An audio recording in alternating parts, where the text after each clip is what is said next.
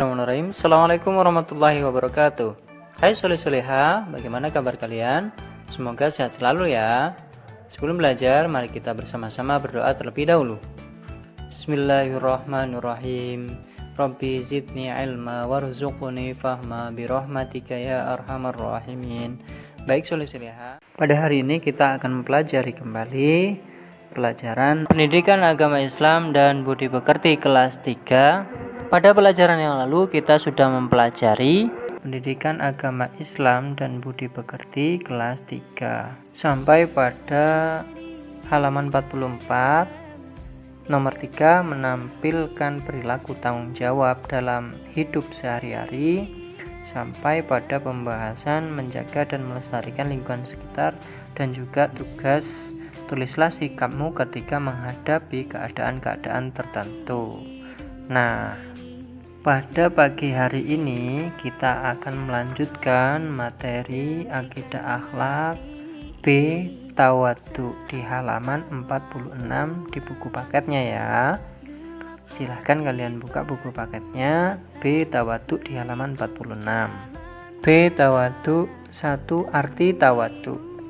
Kalian sudah tahu apa itu arti tawadhu? Tawadhu artinya rendah hati.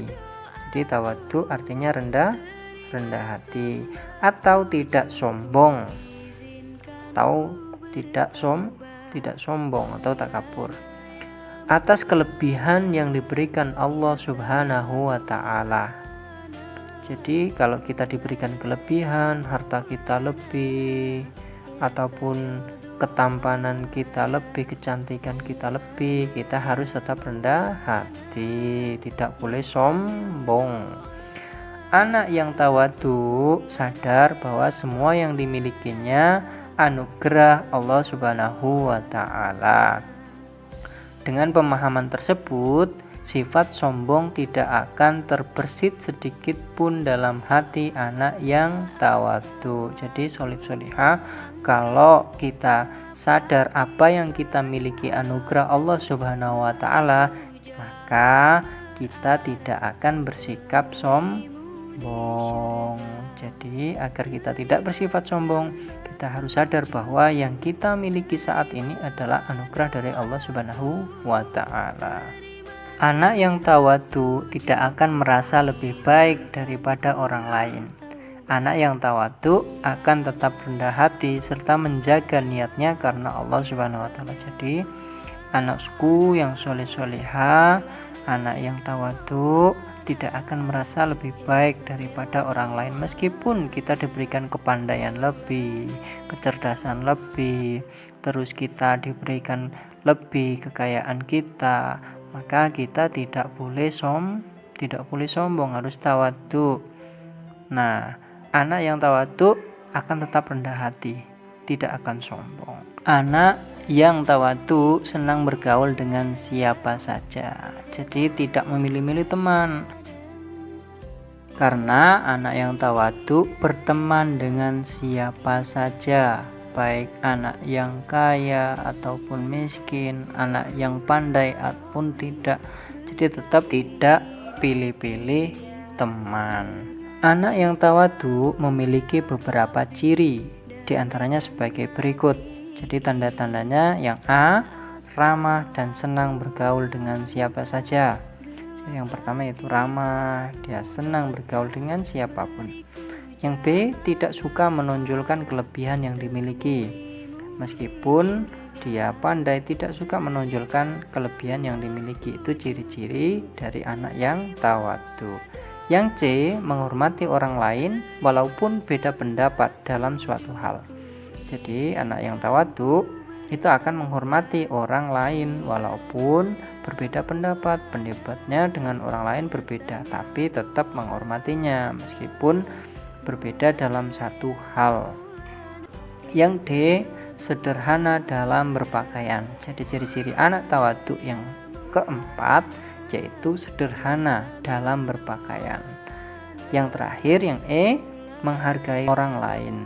Ciri-ciri anak tawadhu yang terakhir yaitu menghargai orang lain, tidak menghina, tidak merendahkan orang lain, tetap menghargai orang lain. Selanjutnya nomor 2, hadis tentang tawadhu. Nabi Muhammad SAW mengajarkan umatnya agar berperilaku tawadhu. Hal ini dijelaskan dalam sabdanya sebagai berikut. Silakan kalian ikuti pembacaan hadis berikut ini bagian demi bagian setelah Ustadz bacakan ya. Bismillahirrahmanirrahim. An Qatadah qala Rasulullah sallallahu alaihi wasallam wa innallaha auha ilayya an tawadhu hatta la yafkhara ahadun ala ahadin wa la yabghi ahadun ala ahadin. Rawahu Muslim. Artinya, dari Qatadah, Rasulullah SAW bersabda, sesungguhnya Allah mewahyukan kepadaku bersifat tawadhu'lah sehingga seseorang tidak merasa bangga terhadap orang lain dan seseorang tidak berbuat aniaya terhadap orang lain. Jadi dalam hadis ini kita dianjurkan untuk bersifat tawadhu sehingga tidak ada orang yang merasa bangga terhadap orang lain dan tidak ada seorang yang berbuat aniaya terhadap orang lain. Beberapa isi kandungan hadis di atas adalah sebagai berikut. Nomor 1, setiap muslim harus memiliki sifat tawadhu atau rendah hati. Yang kedua, muslim yang tawadhu tidak akan merasa lebih baik daripada orang lain. Nomor 3, muslim yang tawadhu tidak akan menyakiti orang lain baik dengan perbuatan maupun perkataannya. Jadi itu isi kandungan dari hadis di atas.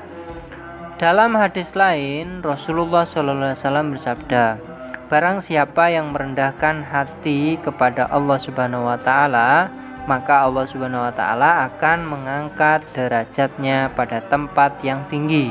Barang siapa yang takabur kepada Allah Subhanahu wa taala, maka Allah akan menghinakannya sampai ke tempat yang serendah-rendahnya. Hadis riwayat Ahmad.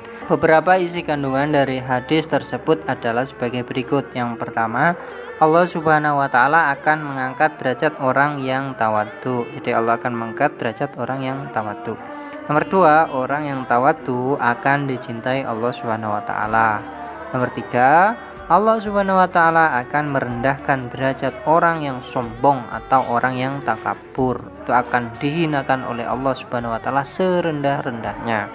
Nomor 4, orang yang sombong akan dibenci oleh Allah Subhanahu wa taala. Jadi orang yang sombong, sering melakukan kesombongan, pamer ini, pamer itu, akan dibenci oleh Allah Subhanahu wa taala dan nanti akan disiksa di dalam nerakanya Allah Subhanahu wa taala. Semoga kita semua terhindar dari sifat takabur tersebut. Amin ya rabbal alamin. Baik ananda sekalian, demikian materi pada pagi hari ini. Terima kasih sudah menyimak. Sebelum kita akhiri, mari kita berdoa bersama-sama yuk. Bismillahirrahmanirrahim. Subhanakallahumma wa bihamdika asyhadu an la ilaha illa anta astaghfiruka wa atubu ilaik. Semoga kalian semua mendapatkan ilmu yang bermanfaat dan barokah. Amin ya rabbal alamin. Sekian dari Ustadz, kurang lebihnya mohon maaf. Assalamualaikum warahmatullahi wabarakatuh.